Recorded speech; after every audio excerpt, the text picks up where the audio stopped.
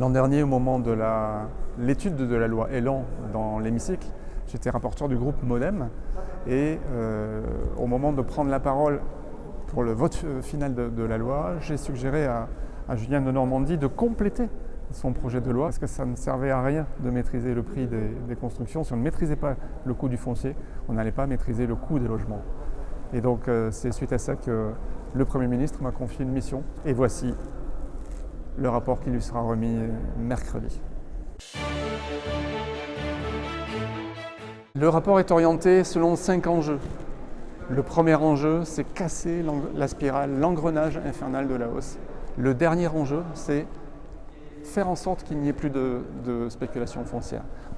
Il y a tous ces enjeux en passant par utiliser le foncier disponible, comment mieux valoriser un certain nombre d'éléments.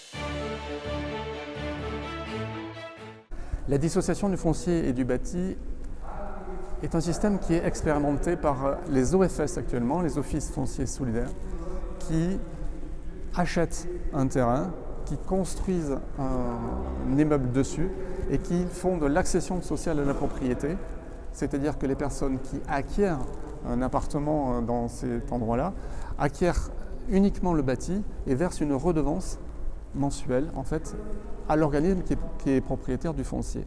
Cela permet d'acquérir un appartement entre 30 et 40% moins cher. Donc les offices fonciers s'adressent à des personnes qui ont des niveaux de revenus plafonnés.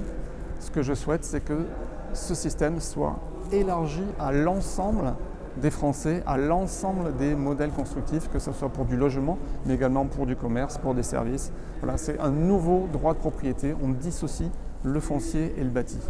Ça fait d'ailleurs l'objet de la proposition de loi du Modem qui sera examinée le 28 novembre prochain.